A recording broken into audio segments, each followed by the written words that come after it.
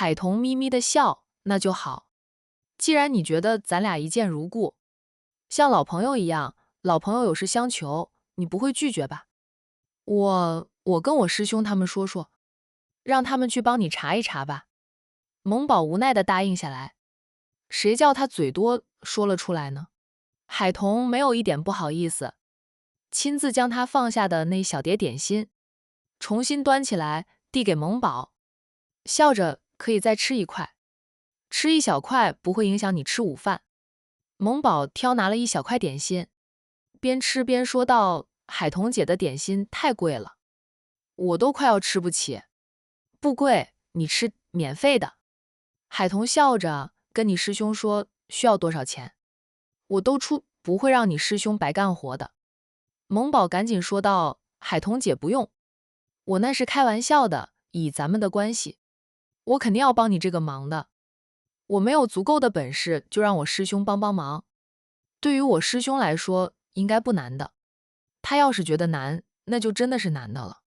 他师兄掌控的信息网可以说是遍布全球的。当初龙庭的身世都还是他师兄帮忙查到的，扎龙庭的身世他师兄都没有亲自管，还是交给底下的人去调查的。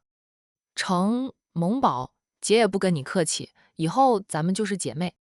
海童不跟萌宝客气，几位老前辈教出来的徒弟，混成什么样子，海童虽然不知道，但肯定的是各行各业的大佬。那么多人都对这几位老前辈趋之若鹜，其实冲着的是他们教出来的那些徒弟。他们的高徒都有些什么人，是什么身份，除了他们，外人都不清楚，只知道很厉害，很厉害。连苏家主听到几位老前辈来了管城，都带着太太连夜赶了回来，就怕错过了见面的机会。萌宝笑道：我以后也不跟海童姐客气，以后有什么需要用到我的，只管跟我说一声，我能帮的一定帮，我帮不到，就让我家战印帮忙，再不行，还可以麻烦一下小军的男人。是沈小军吗？怎么不叫他过来一起聚一聚？萌宝问着。他以另一个身份出现在管城时，就喜欢抱着海童和沈小军的大腿。海童看看时间，说道：我和大姨回来的时候，小军说还要半个小时才能出门，现在应该快到了，除非在路上堵车。我问问他。海童发信息给沈小军，战家难得在山庄里请客吃饭，怎么可能少得了沈小军夫妻俩的？沈小军很快回就付了海童，他夫妻俩已经到了山庄门口。海童便笑着对大家说道：小军夫妻俩到了山庄门口，你们聊聊，我去接小军。说着他起身走开。战家这边热热闹闹的，江城那边的凤家，所有人大气都不敢出，佣人们走路都是轻手轻脚的，生怕声音大一点会被家主惩罚。家主回来后脸色不好看，总是在屋里走来走去，要么就是在沙发上坐着，好像遇到了天大难以解决的问题似的。管家小心地走到家主身边，恭敬地问着：家主可以用餐了，是现在就吃还是再等等？我没胃口，不想吃，你们不用管我。我没有叫唤你们，都不要进来，我烦得很。凤家主冷声说道，又在大厅里走来走去，还不停地抽烟。管家轻声劝着，家主回来后就一直没有吃东西，再不吃午饭怎么得了？我说了，我不饿，我想吃不用你们催，我也会去吃。出去吧，不用在这里候着了。管家万般无奈，只得转身出去。不知道家主遇到了什么难题，心情恶劣成这般。以前家主也会有心情不好的时候，总有郑先生陪着家主，哄着家主开心，家主也能冲着郑先生发脾气，把气发泄出来了，家主的心情就会好转。现在没有郑先生给家主提供情绪价值了，家主心情不好时，他们这些当班的就得绷紧神经，小心翼翼地伺候。郑先生再不好，好歹夫妻几十年，儿孙满堂了，家主却无法原谅郑先生。其实是家主管着郑先生管得太狠了点儿。一个大男人被这样管制了几十年，实在忍耐不了，出去玩玩。只是玩玩而已，郑先生又不是不回家，家主却将郑先生判了死刑。郑先生出院后都不能回来住，要住到大少爷名下的小房子里去。还有二小姐死得不明不白的，管家觉得自从二小姐死后，家主的情绪就不太好了。虽说二小姐不是家主亲生的，二小姐的亲爸还是害得家主和大小姐骨肉分离的罪魁祸首。但是二小姐是无辜的，她当时也才刚出生，她没有办法主宰自己被患的命运。管家走出了主屋，走远了点，才掏出手机打电话给郑华。郑华很快便接听了管家的电话。管家，怎么了？家主回来了吗？郑华在电话里关心地问起老七的情况。管家小声说道：“郑先生，家主早就回来了，回来了也没有提前说一声，突然就回来的，连大小姐都不知道。大小姐最近很忙，经常忙到深更半夜，说宿在公司里。现在大小姐都还不知道家主回来了，三位少爷和少奶奶们这2天都没有回来，等于是家主回来后，一家人都不知道。管家怀疑是3位少爷和少奶奶们夜不归家，惹怒了家主，但他又不敢说。家主说了，他回来不用刻意通知谁，意思就是说不用他通知少爷们。管家觉得家主现在越来越难伺候了，心思也是越来越难捉摸。郑先生，家主总是在大厅里走来走去，要不就坐在沙发上不停地抽烟，偶尔会打电话，然后就是摔东西。感觉家主遇到了难题，是杜先生都解决不了的难题，否则家主不会急成这般，如同热锅上的蚂蚁了。最后面那句话，管家不敢说出来。郑先生，你回来一下吧，家主心情不好，只有你能哄家主开心。郑华在心里腹诽着，他回去给凤月骂吗？以往凤月还会给他几分面子，在他极力哄他时，发泄般骂他一顿，他心情就会好转。给人的错觉就是只有他能哄住生气的凤月。你们家主不叫我回去，我也不敢回去啊，回去了只会让他更加的生气。你打电话给凤晴，叫凤晴回家里看看。管家无奈的道：“好吧，我现在打电话给小姐，让小姐回来看看。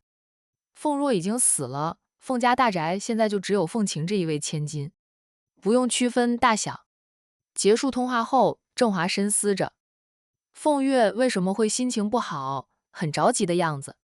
是什么事连老杜都束手无策的？难道他真正爱的那个男人找到了？而且不是凤月找到的，而是管城那边的人找到的。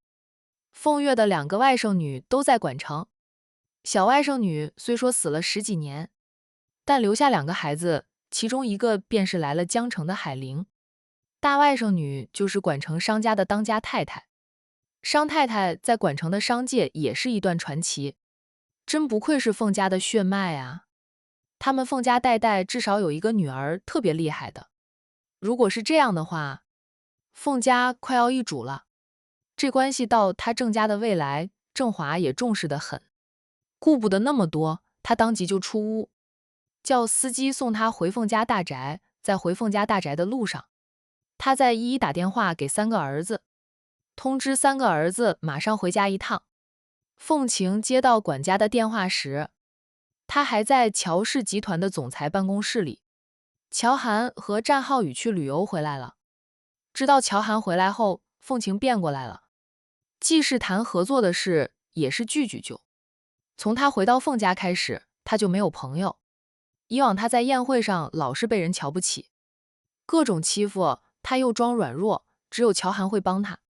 凤晴在心里是将乔涵看成朋友的，只是他是凤家的接班人，乔涵是未来的战家3少奶奶，碍于海童这个战大少奶奶，乔涵未必会把他看成朋友。母亲回来了，凤晴也知道，他是刻意不回家的，母亲对他这个亲生女儿都防着。凤晴心里总不是滋味。还有就是老杜那里都收到了消息，他当然也收到了消息，上任家主的助理出现了。昨晚海玲也亲口告诉了他，那位老助理年近100岁，但还活得好好的，神志清醒，说话吐字清晰，对于过去发生的事都记忆犹新。虽说也有点病痛，但老人家身边有神医师徒俩照顾着，活到100岁应该不成问题。海玲只告诉了他这么多，其他的都没有说。凤晴猜测老助理那里是有证据的，还有就是老助理怎么会和江湖上传说的那些老前辈在一起。管家说母亲回来后就心情不好，好像很着急的样子。母亲的反应给了凤晴真正的答案，她的大姨上任的家主是死在她母亲手里的，否则母亲不会在知道了老助理的消息就着急。还有就是母亲对海玲的恨，如果大姨不是死在母亲手里，母亲在找到她的表姐他们时，会激动亲热的不行的，哪里会像现在这样冷漠至极，都不来往，没有一点亲情在。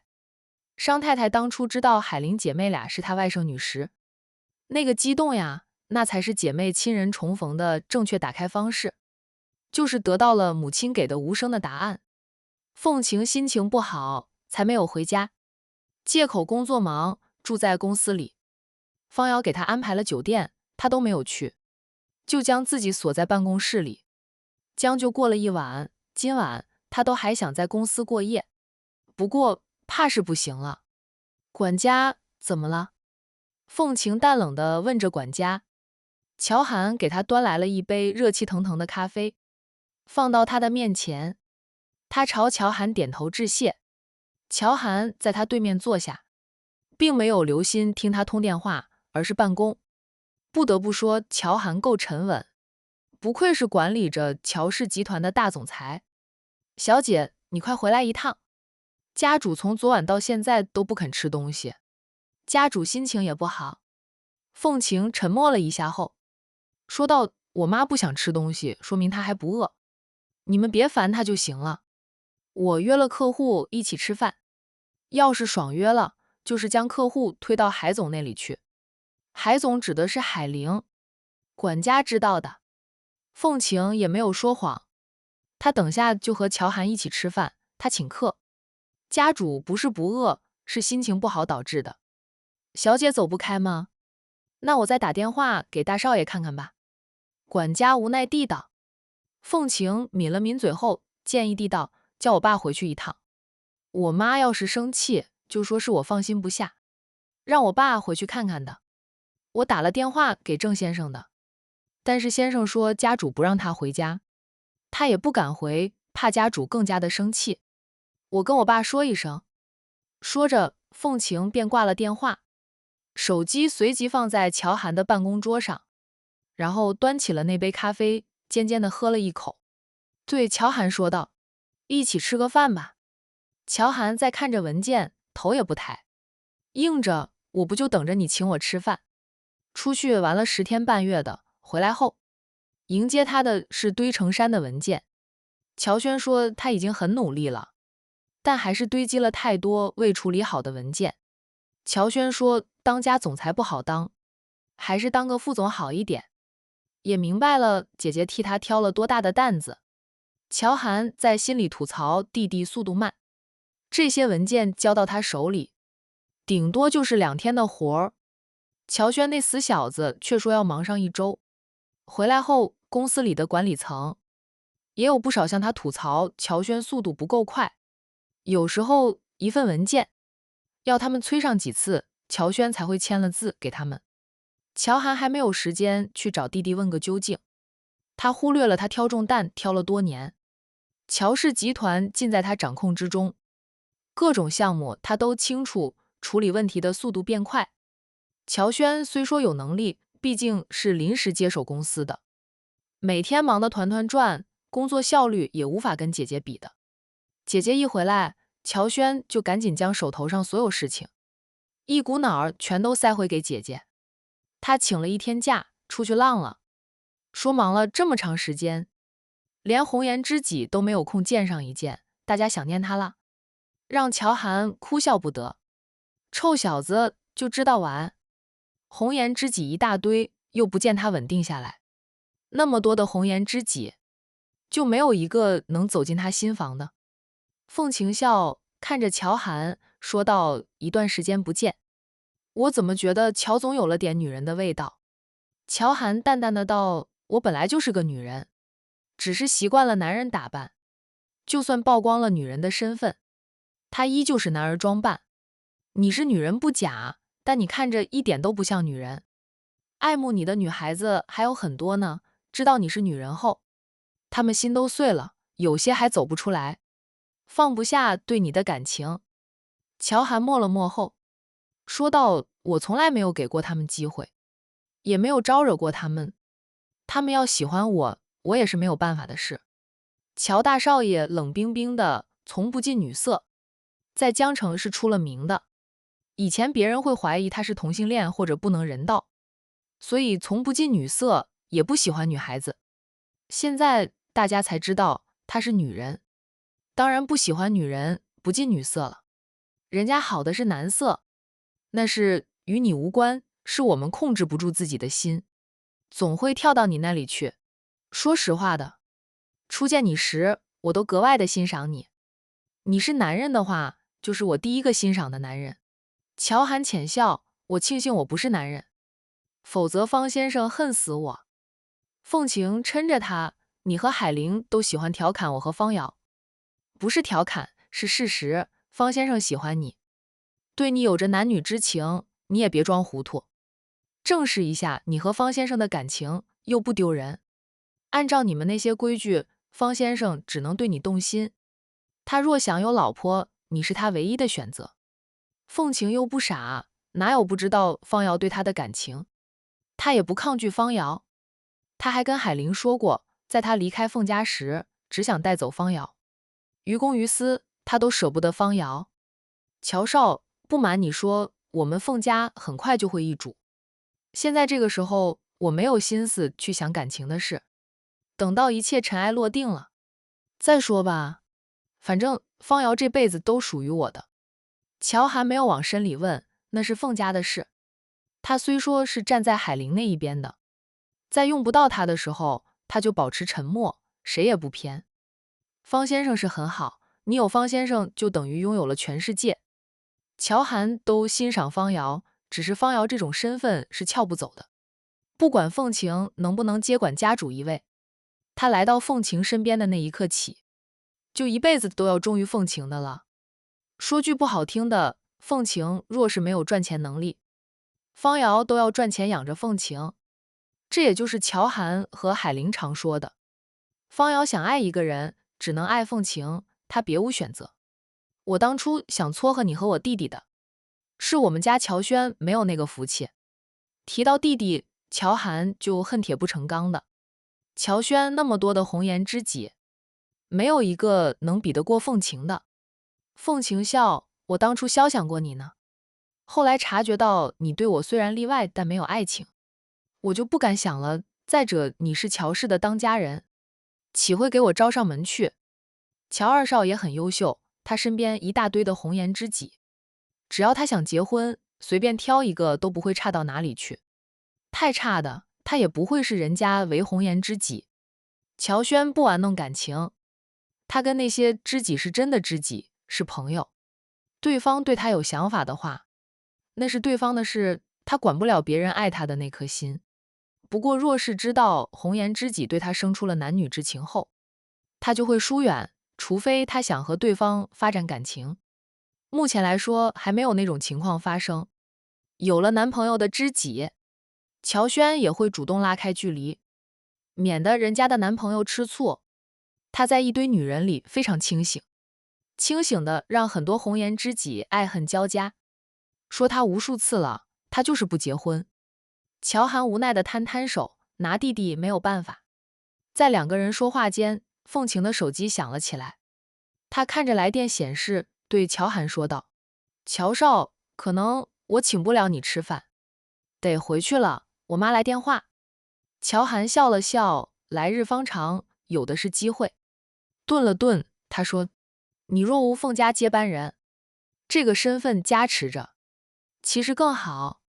凤家接班人这个身份，对于凤晴来说，如同背着一座山，沉甸甸的压得她喘不过气来。”凤晴也笑了笑，没有接话，接听了母亲的来电：“阿晴，你回来一趟，妈有事要跟你说。”好。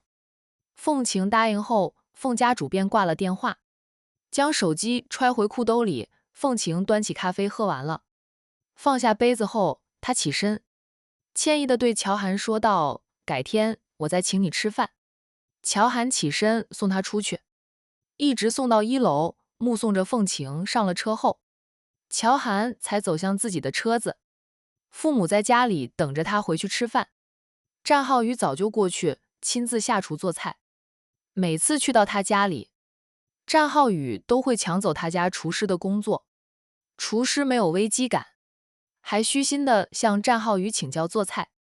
上车后，乔涵打电话给弟弟，等弟弟接了电话，他低冷地道：“回家吃饭。”“姐，我正在吃，在外面和朋友们一起，就不回去了吧？”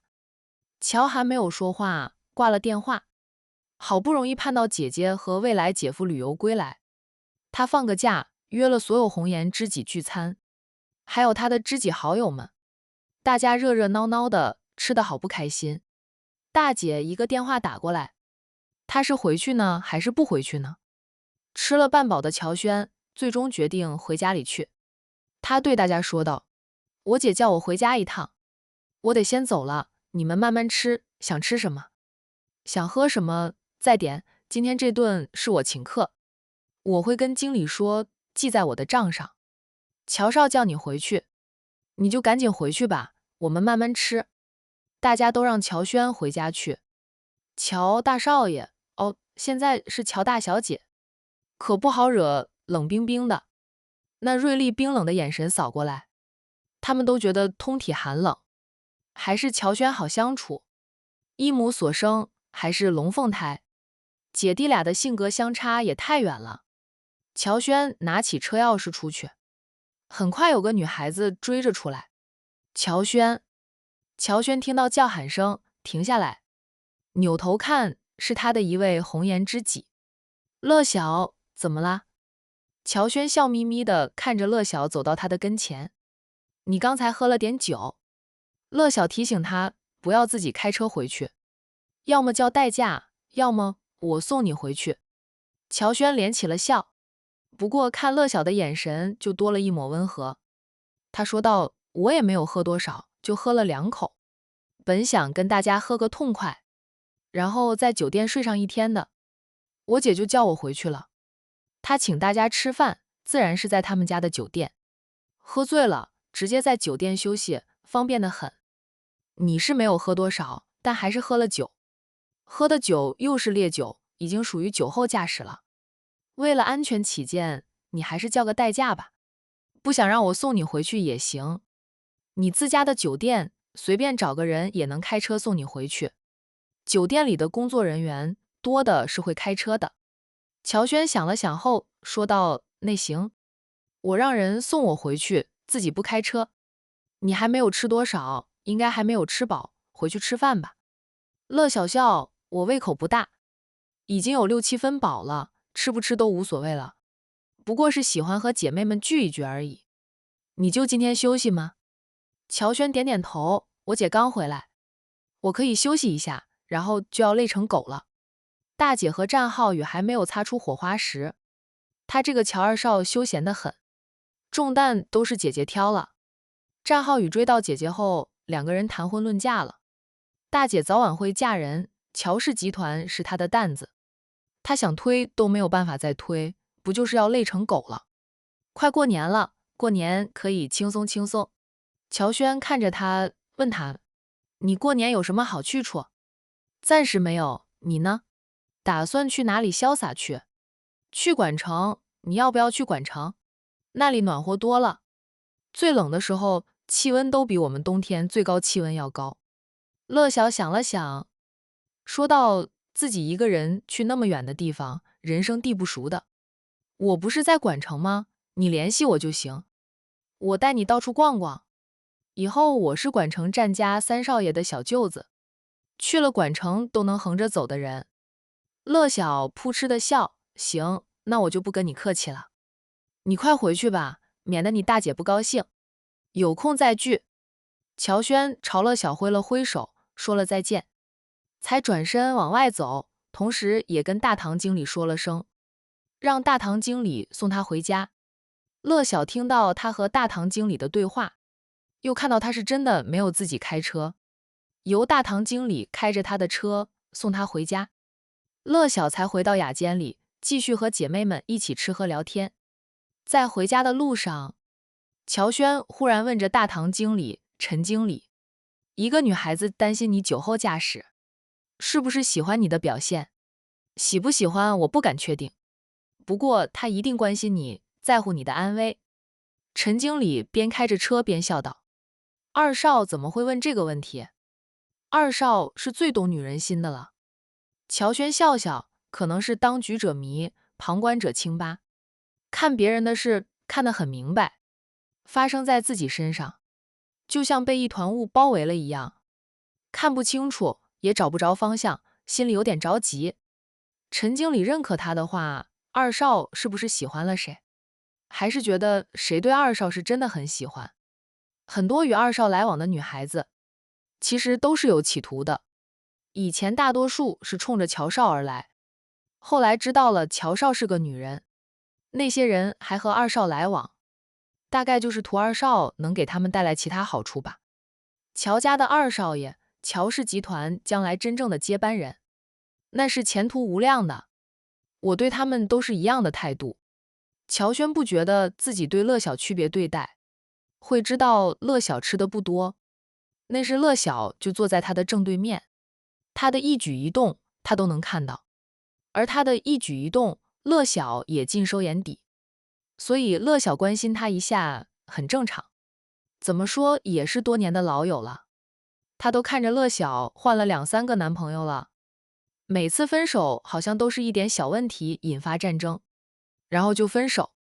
在乐晓交到男朋友时，他就不会再约乐晓出来，免得乐晓的男朋友误会他很识趣了，但乐晓的前男友们偶遇他时都黑脸，不想搭理他，好像他们分手是他害了似的。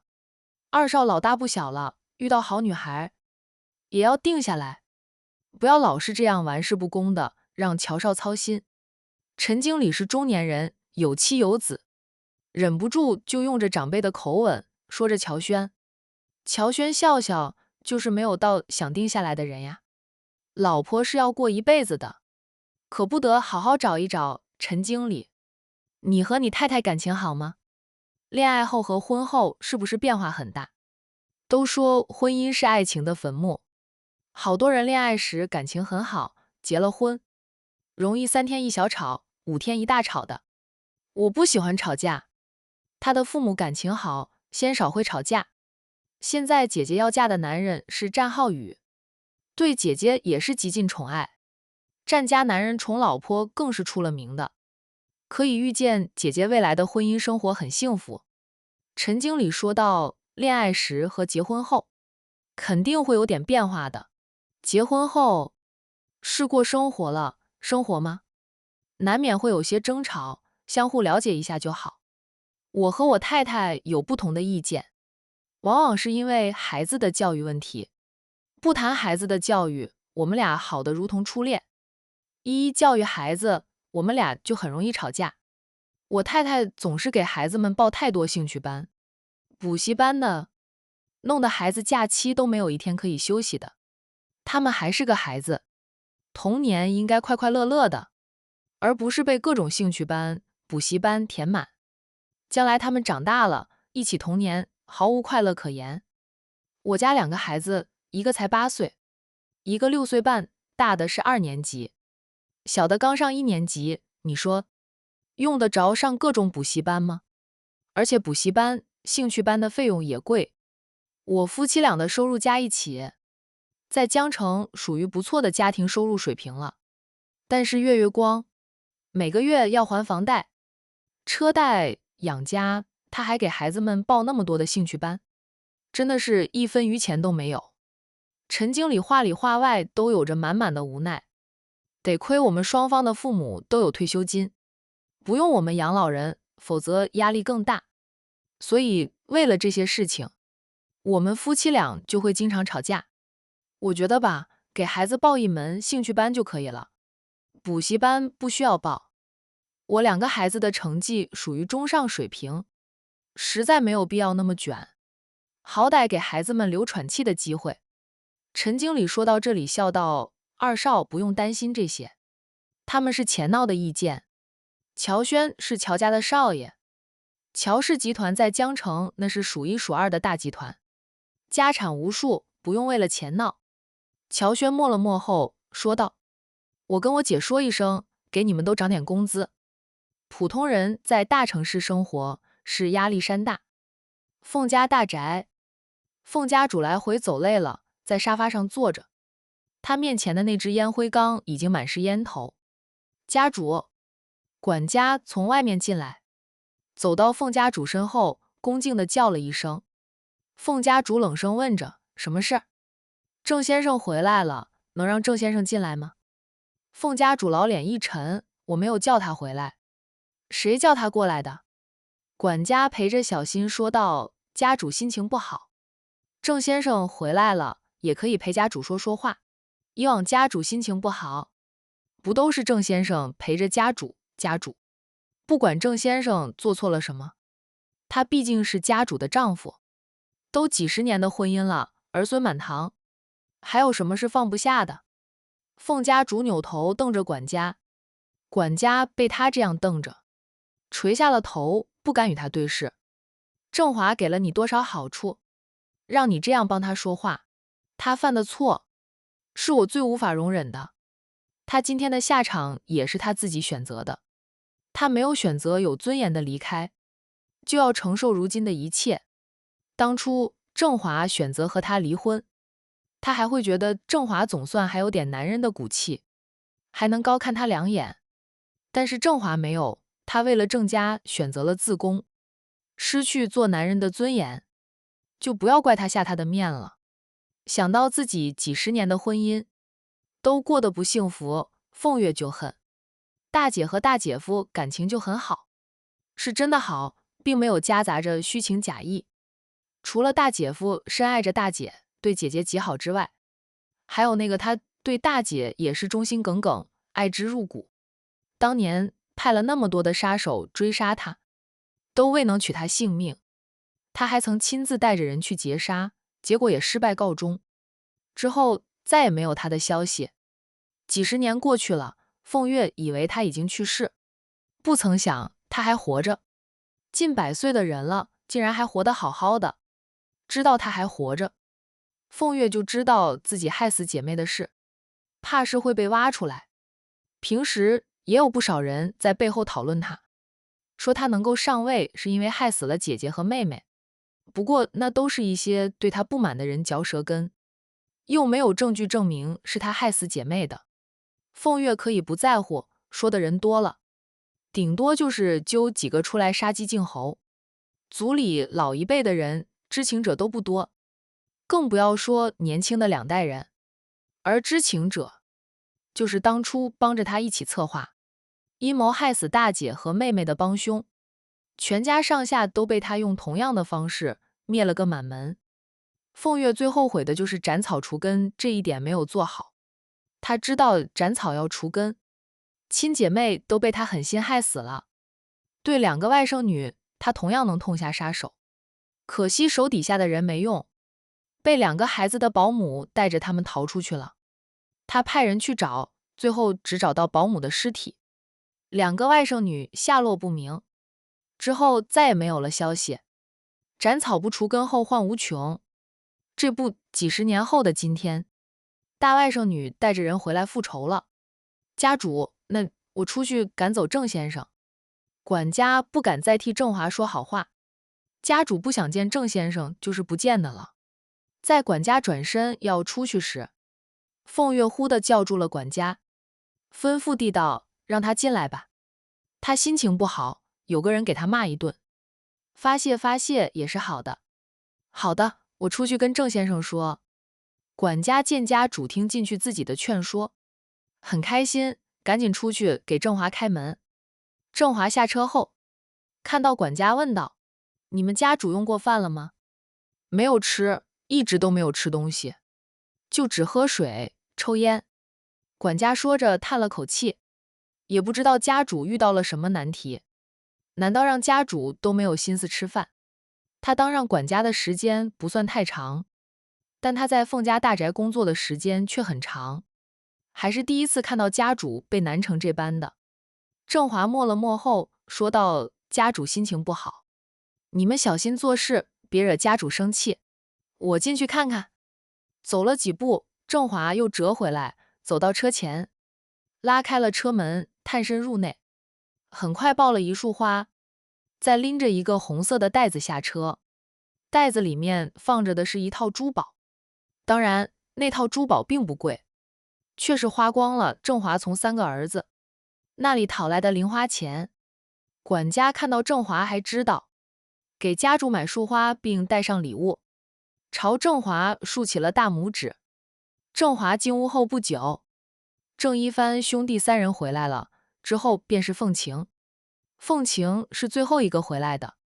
管家又迎出来，等着凤晴下车后，他便跟着凤晴往屋里走去，边说道：“郑先生和3位少爷都回来了，但是他们还是劝不了家主吃东西。小姐，你可得好好家主，天塌下来都不能饿着自己啊。”凤晴边走边说道：“现在对于我妈来说就是天塌了，抢来的一切，很快又要回到大姨那一支的后代手里，对于她母亲来说就是天塌了。”管家听出来了，小姐是知情的，他关心地问：“小姐，到底出了什么事？是不是公司遇到了难题，资金链断裂？那样的话，家主还有钱给他们这些人发放工资吗？凤氏集团若是资金断了，没有筹到钱周转，影响的不仅仅是公司里的人，还有他们这些在凤家大宅工作的人。”凤晴看了管家2眼，说道：“管家不用担心工资的事，不会缺了你们的。”说着，凤晴撇下了管家，快步进了屋。管家停下来，一脸的担忧。听小姐的意思，还真是凤氏集团出了大问题，怪不得家主愁成这般，连饭都不吃。这年头是真难混呀。凤氏集团这样的大集团，还是经营了几十年甚至过100年的，居然也会倒闭。管家已经想到凤氏集团倒闭上面去。凤晴进屋的时候，听到父兄正在安慰着母亲，哄着母亲多少要吃一点。老父亲亲自端了饭菜出来，放到了母亲的面前。热了又热的饭菜，凤月哪有胃口？新鲜炒的菜，她现在都不想吃。只要一想到自己现在拥有的一切，又要回到大姨那一支的手里，自己还会身败名裂，自己的儿女也不会落得什么好，凤月就吃不下去，一点胃口都没有。她不想吃饭，她只想杀人，杀了商太太一家，杀了海玲姐妹俩，把他们全都灭了口，就没有人跟她的儿女争夺凤家的一切了。可惜现在不是几十年前，到处都有监控，她没有办法再像以前那样下手。况且大外甥女他们背后都有靠山，